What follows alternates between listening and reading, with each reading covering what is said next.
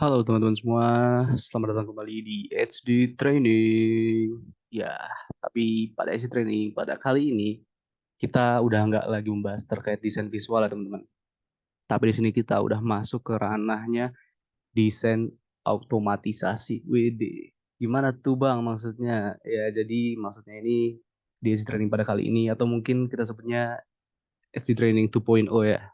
Jadi di sini kita bukan lagi membahas terkait desain visual tapi kita mendesain eh apa ya? Ya mungkin bukan perangkat lunak sih, tapi lebih ke otomasi kalkulasi ya, untuk mempermudah kita dalam matkul-matkul yang mungkin sekiranya ada perhitungan-perhitungan kompleks. Nah, gitu teman-teman, biasa di matkul MAI sama KSA gitu ya. Nah, jadi pada kali ini mungkin aku mau bahas terkait bagaimana kita bisa cepat cara menghitung ini teman-teman, compound interest table, atau mungkin lebih tepatnya kita akan menghitung compound interest vector tapi kita nggak ngelihat tabel ini lagi guys. Coba lah kan lihat lagi. Nah, kan ini bikin mata sakit ya ngelihat tabel kayak gini, ngelihat di satu-satu angkanya, cari di rate keberapa. Kayak mana coba kalau misalnya katakanlah nanti misal kita punya rate eh berapa ya, misal di sini yang nggak ada itu katakanlah mungkin nih, ini kan ada 7%, ada 6%. Misal kita mau nyari di rate-nya itu 7,25%. Gimana? Kan nggak bisa kita lihat tabel ini kan. Nah, maka kita bikin alat atau mungkin ya cara lah untuk mempermudah supaya kita bisa menghitung secara cepat. Nah, ini contohnya ya guys ya. Jadi di sini saya udah bikin Excel untuk perhitungan si tabel compound ini.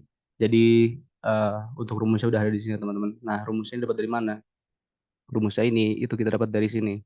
Nah, mungkin ini nggak dikasih tahu ya pas di pelajaran ekotek, tapi eh sebenarnya ada di PPT, cuman nggak kita pelajarin karena ya ngitung ini kan ribet, jadi langsung kita disuguhin tabel aja gitu. Padahal ini rumusnya cukup penting kalau misalnya kita mau ya biar cepat hitungnya gitu kan. Nah, kayak ini misal yang F per P, P per F, A per F gitu-gitu sampai yang A per G. Nah, itu semua ada di sini teman-teman. Nih. Nah, jadi cara makanya cukup gampang teman-teman. Rumusnya ini pun ya rumusnya udah tersedia. Teman-teman silahkan dicek di sini. Ini udah ada kita masukin rumus-rumusnya, tinggal dipakai aja. Nih, kita kasih pembuktian satu ya. Misal kita mau cek di eh, rate yang 10%. Coba kita cari rate 10%. Nih, nyarinya aja susah kan, guys. Itulah. Jadi mending kita mempermudah diri. Nah, ini 10%. 10% terus di periodenya 5 tahun yang ini ya.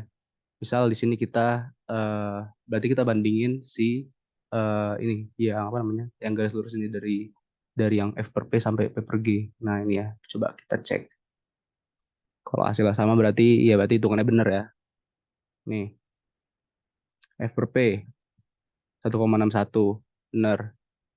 P per F 0,6209 tuh benar ya teman-teman. Jadi kalau kita cek sampai yang P per G di sini itu hasilnya 6,862. Ya ada benar ya teman-teman. Ya, jadi di sini eh mungkin ada beda sedikit dari komanya teman-teman. Ya ini emang karena di sini kan kalkulasinya kan di kita nggak dikasih pembulatan ya teman-teman. Kalau di tabel kan dikasih. Jadi di sini jauh lebih akurat kalau misalnya kita mau ngitung pakai ini. Itu nih kalau misalnya kita lihat tadi ya, suku bunga 10% ya 0,1. Terus periodenya 5 tahun. Tuh langsung dapat hasilnya.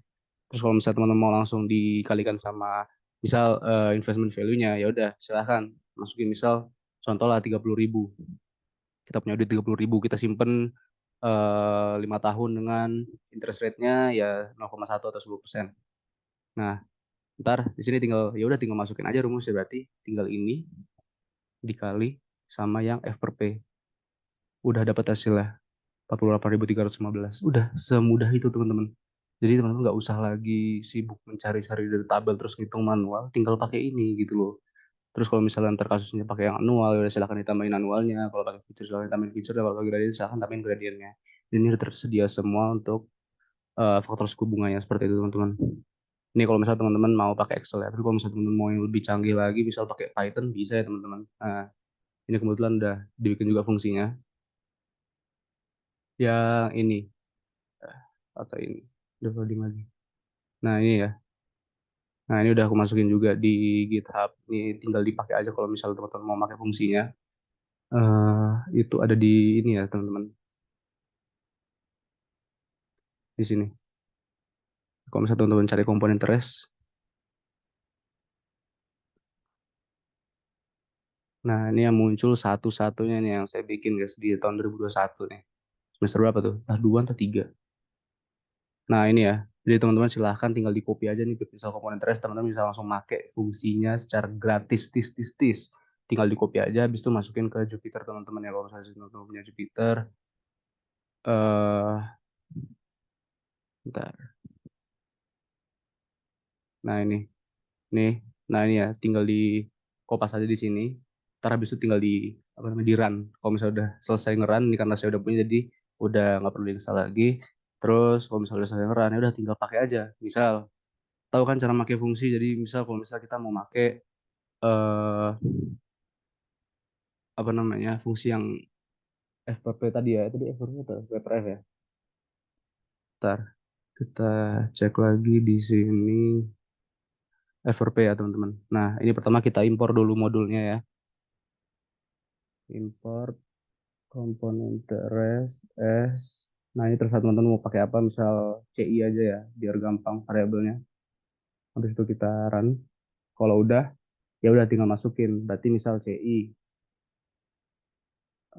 Oh enggak, kita bikin variabel dulu deh. Misal area result sama dengan CI fungsinya tadi kalau misalnya kita lihat di sini ya teman-teman. Ini, nah ini itu fungsinya itu yang FP ini. FP atau PF tadi ya?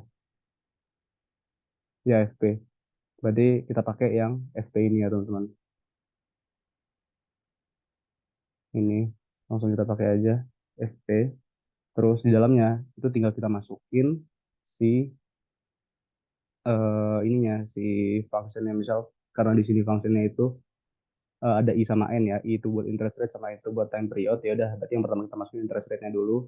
Tapi di sini kita masukin interest rate-nya eh pas belum dipersenin ya. Jadi misal 10% berarti tulis 10. Terus N-nya 5. 5 tahun kan periodenya. Udah tulis 5. Nah, terus tinggal dikali sama misal uang kita tadi berapa? 30.000.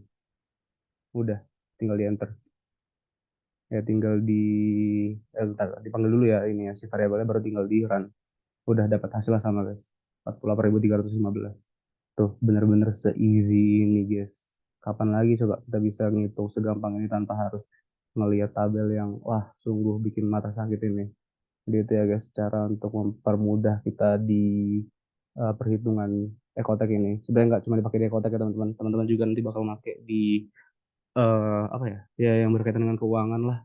Tadi kalau nggak salah di PPI atau di akuntansi biaya, di Prek Agro juga bakal dipakai. Jadi ini cukup berguna ya teman-teman. Jadi silahkan aja kalau misalnya teman-teman di sini mau eh apa namanya menyelesaikan secara mudah, silahkan langsung aja dipakai ini Excel sama fungsi Python-nya udah saya upload ya di drive link yang ada di deskripsi. Itu isinya antara ada fungsi Python sama di sini ada Excel-nya. Jadi silakan dipakai ya teman-teman. Kalau misalnya teman-teman mau menghitung secara lebih mudah tanpa ribet seperti itu. Oke, mungkin itu ya untuk acid training 2.0 yang pertama pada kali ini terkait dengan komponen interest. Semoga bermanfaat ya teman-teman. Silahkan kalau misalnya teman-teman mau menggunakannya, link drive-nya udah ada di deskripsi, ada di caption, silahkan digunakan. Oke, terima kasih banyak. Sampai berjumpa kembali di SD Training part selanjutnya. Dadah.